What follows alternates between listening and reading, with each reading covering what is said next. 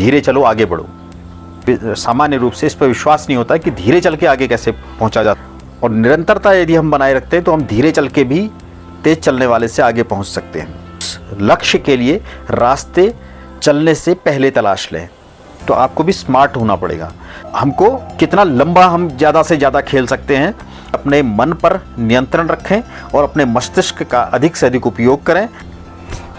दोस्तों नमस्कार, नवीन समाचार पर लाइफ मंत्राज का एक नया अंक लेकर हम आपके सामने एक बार फिर से प्रस्तुत हैं।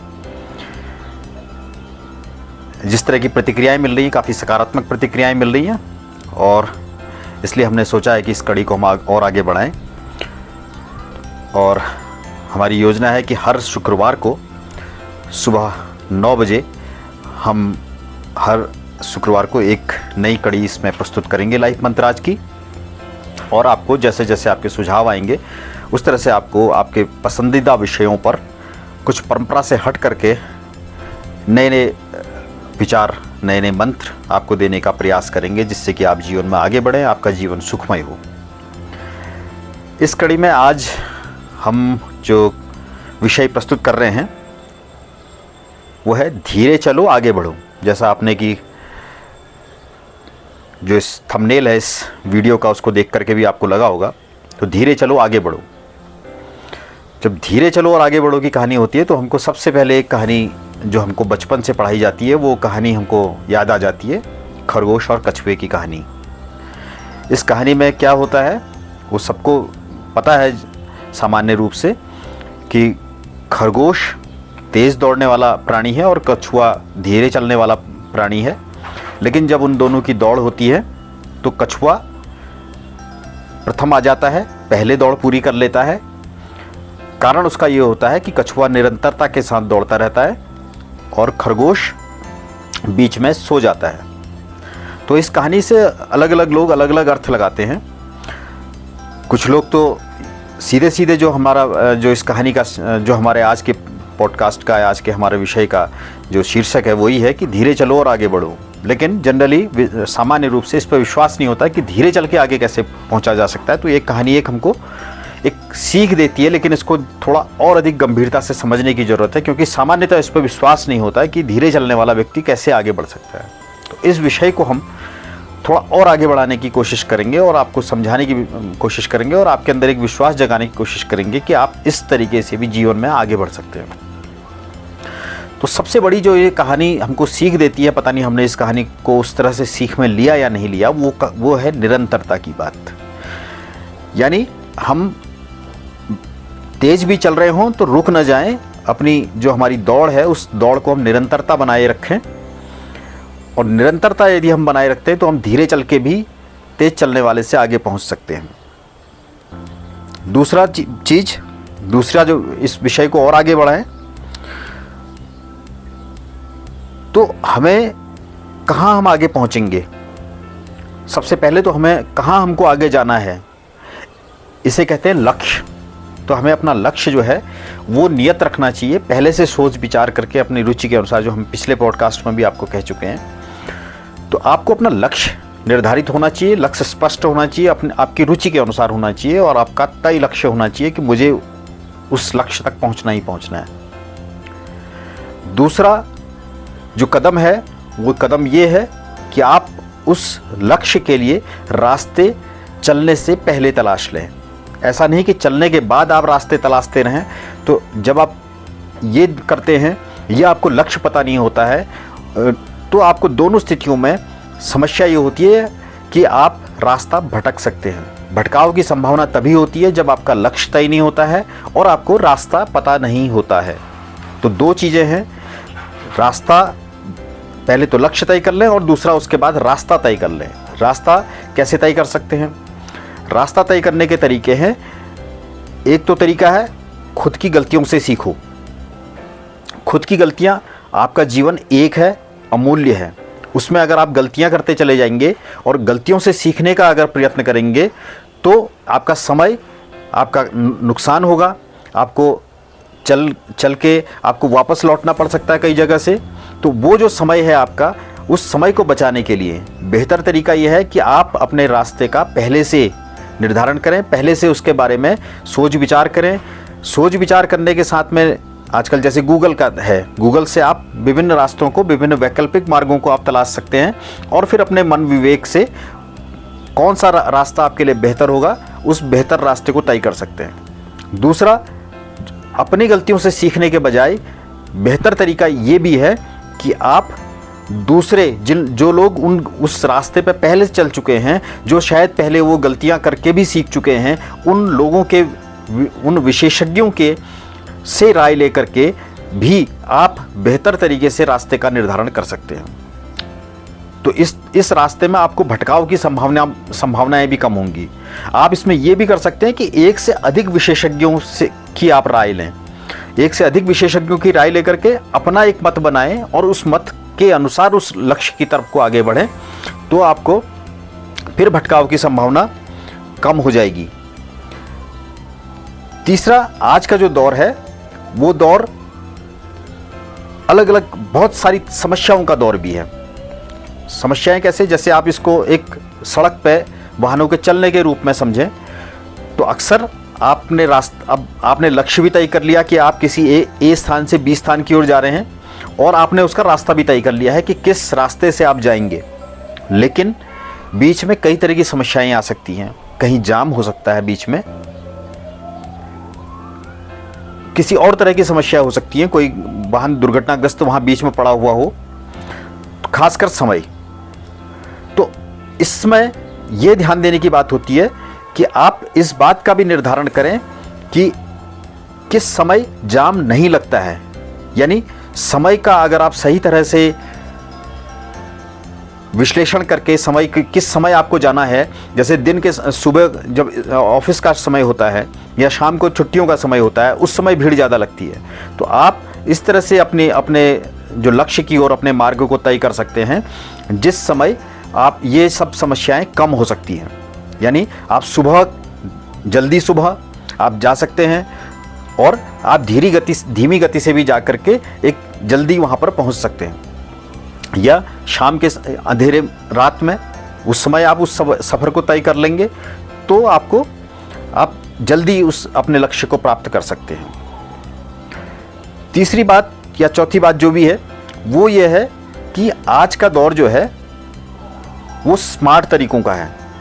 अब जाम लगा हुआ है, जाम में आपने कई बार देखा होगा कि आपके पास 4 व्हीलर है, 4 पहिया गाड़ी है, या आप उससे भी बड़ी वाली गाड़ी है, लेकिन कुछ छोटी सवारियों वाले, जैसे 2 पहिया सवारी वाले जो चालक होते हैं, वो बीच से रास्ता निकाल के चले जाते हैं।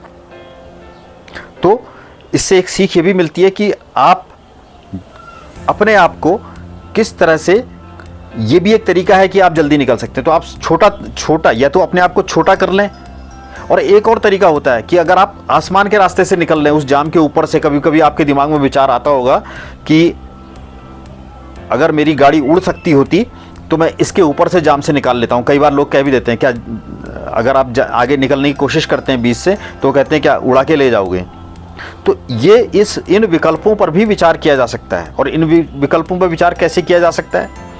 सीधी बात है, या तो आप, अगर इतना जाम लगा है तो आप 4 पहिया की जगह 2 पहिया वाहन का उपयोग कर लें, या आपके पास संसाधन है तो आप सड़क मार्ग से जाने के बजाय आप हवाई मार्ग से चले जाएं। तो ये 2 तरीके तो सीधे हैं। लेकिन जीवन में आगे बढ़ने की अगर जहाँ तक बात है, वहाँ पर तो केवल ये हम जो उदाहरण दे रहे हैं वो केवल सड़क के लिए नहीं दे रहे हैं, सड़क का उदाहरण तो केवल समझाने के लिए दे रहे हैं। अगर आपको जीवन में इस तरह की चीज़ों को भी अगर आपको इसका फ़ायदा लेना है, तो आज का दौर जो है वो क्या है? स्मार्ट वो का तरीका। आजकल आपका फ़ोन स्मार्ट है, आपकी वॉच स्मार्ट है, आप गेम, आपके टीवी आपका स्मार्ट है, ऐसी बहुत सारी चीज़ें स्मार्ट हैं। तो आपको भी स्मार्ट होना पड़ेगा।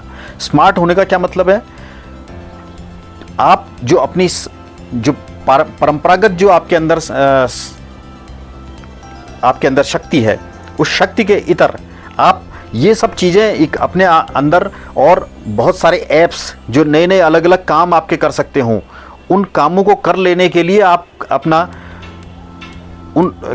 नए ऐप्स का इस्तेमाल अपने अंदर, जैसे किसी समस्या से बाहर निकलने के लिए आप क्या नया कुछ तरीका अपना सकते हैं।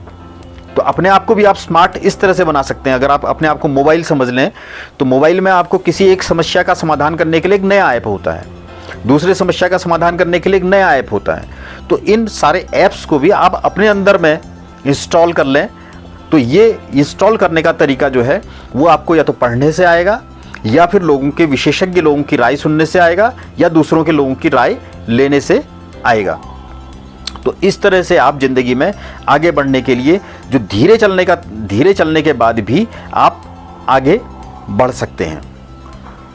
अच्छा, लक्ष्य के लिए आगे बढ़ने के लिए हम कई बार आसान तरीकों को ढूंढते हैं, आसान रास्तों को ढूंढते हैं। आसान रास्तों को ढूंढते समय हमारे दिमाग में एक बात ज़रूर ये होनी चाहिए कि कोई रास्ता ऐसा ना हो आसान जिसमें हमको फिसलन की संभावना हो, हम अपना जान जोखिम में डाल दें। तो ऐसे रास्तों से भी हमको बचना चाहिए। दूसरी बात, एक उदाहरण इसमें मैं आपको एक और देना चाहता हूं, धीरे चल के भी आगे कैसे ज़िंदगी में बढ़ा जा सकता है। वो उदाहरण है क्रिकेट का। क्रिकेट में आपको यदि इम्यून कर दिया जाए कि आप आउट नहीं होंगे, आपको आउट नहीं किया जाएगा, और आपको क्रिकेट खेलनी बिल्कुल भी नहीं आती है, केवल एक आपको इम्यूनिटी दे दी गई है, प्रतिरोधकता दे दी गई है कि आप आउट नहीं होंगे, और आपको क्रिकेट बिल्कुल नहीं आती है, आपको बल्लेबाजी करने के लिए दे दिया जाए तो, और आप 10 ओवर, 20 ओवर, 50 ओवर आप खेलने लगें, बिल्कुल बल्लेबाजी नहीं आने के बावजूद भी क्या होगा, कुछ न कुछ गेंदें नो बॉल आ जाएंगी, क्योंकि जो बॉलर है, गेंदबाज है, वो एक तरह से फ्रस्ट्रेटेड हो जाएगा, परेशान हो जाएगा कि बल्लेबाज को तो आउट होना ही नहीं है और उसको बॉलिंग करते रहनी है, तो वो कुछ नो बॉल डाल देगा, वो आपके खाते में जाएंगे रन, कुछ वाइड बॉल डाल देगा, वो भी आपके खाते में जाएंगे, कुछ आपके हाथ पांव से लग करके गेंदें इधर उधर चली जाएंगी, आप दौड़ के रन बना लेंगे, वो भी रन आपको आएंगे, लेग बाई के रन आएंगे, लेग बाई के रन आएंगे। कई बार आपके बल्ले से ही बॉल गलती से लग जाएगी, इतनी देर आप खड़े रहेंगे तो फिर आप धीरे धीरे बल्ला लगाना भी शुरू करेंगे, आपको नहीं भी आता है तब भी, तो बल्ला लगेगा तो उससे कभी कभी 1-2 रन और फिर कभी चौके और कभी छक्के भी जा सकते हैं।